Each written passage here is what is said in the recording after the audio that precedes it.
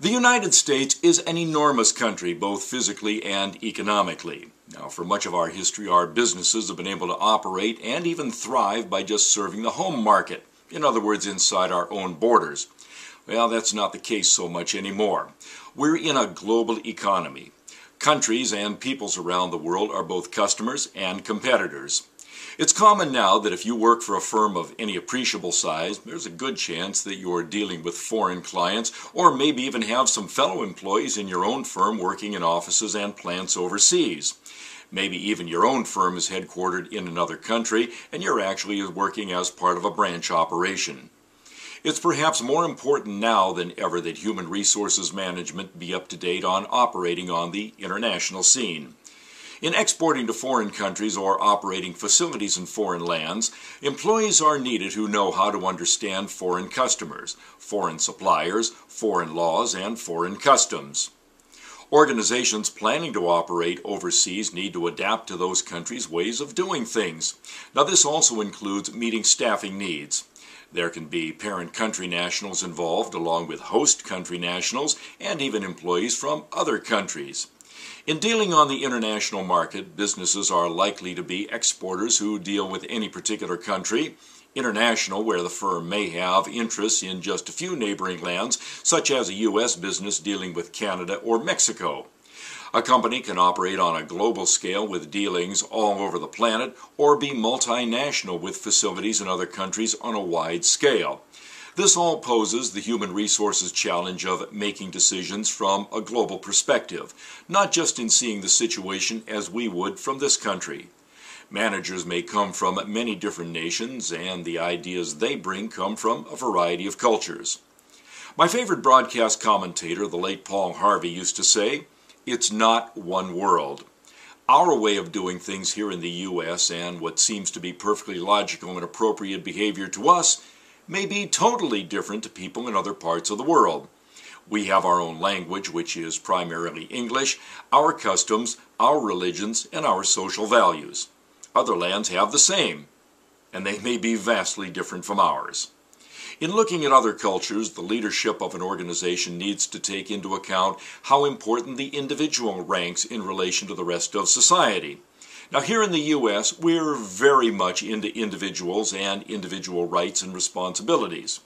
Other nations may have more of a collectivist attitude where the individual is only a small part of society as a whole. How do people of differing power and stature in those societies address each other? Societies are quite formal and use the equivalent of Mr., Mrs., or Ms. The text points out examples of Hispanic cultures where it's Senor Smith, or in Japan of Smith-san. Here in the U.S., it's common for us to go by each other's first names. Oh, but that would be a major no-no in some other countries.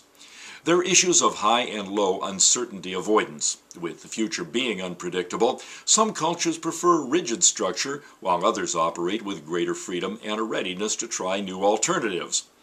Often, religion plays a key role in the control of a society. Some cultures are considered masculine, while others are considered feminine. Some nations place high stock in productivity, assertiveness, and competition.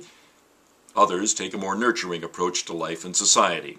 Some cultures and society take a long-range view, a look toward opportunities that will pay off in the future.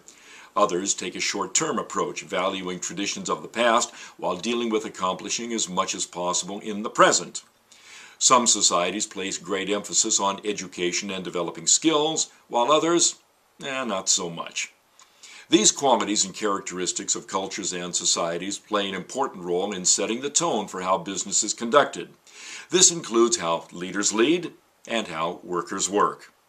With the fall of the Soviet Union and efforts by other communist nations seeking to be more financially affluent while retaining centralized control, there has been an increase of economic dealings between the Eastern and Western worlds.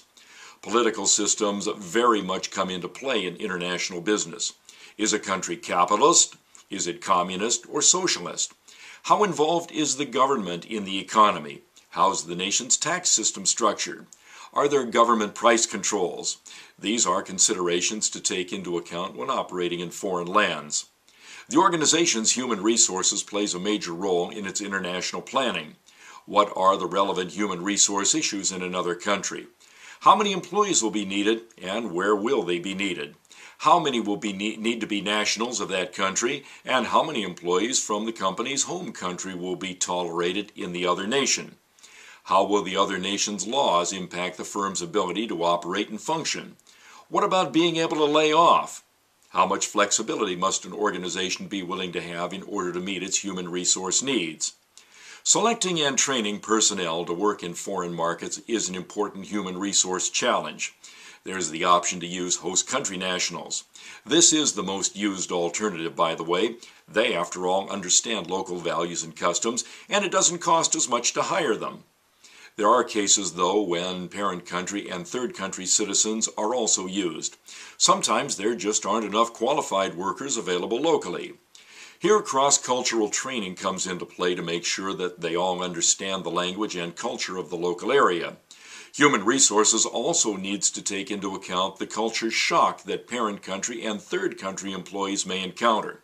Things are just different, and it can eventually become hard for some employees to bear. Communication with the home country can be important to an employee's emotional well-being.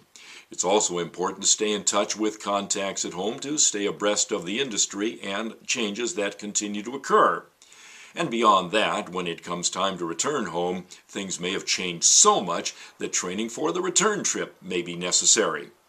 Managing finances, for example, may be extremely different if an expatriate worker has become used to living within that country's economic condition. As with operations here in this country, managing performance and compensation are key issues in running a business in a foreign land. Pay rates are often tied to an employee's home country, and they may depend on the nature and the length of the overseas assignment. There are organizational costs related to the company's ability to compete while taking local labor costs into account. There are other considerations such as incentive pay for working abroad, bonuses or stock options may be offered. And then again, the firm needs to consider laws that may affect what can and cannot be offered when dealing with foreign countries. Some laws may dictate differences in benefits packages or their value. It's also likely that firms will have to take into account working with unions in other nations.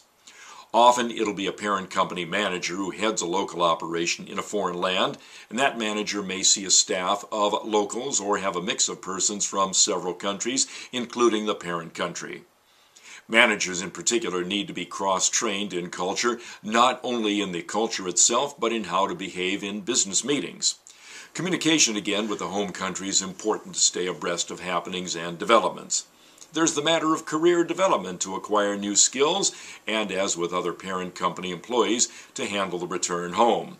Even for the manager, things at home change so much that there's a culture shock in reverse when coming back. Quite often firms recognize that when an employee takes on a foreign assignment, it's a big responsibility. That's why when many managers return home, they can be prime candidates for promotion when they return or when the opportunities come available. A validation of a job abroad well done. We'll next take a look at tying the whole human resources process together, creating and maintaining high-performance organizations.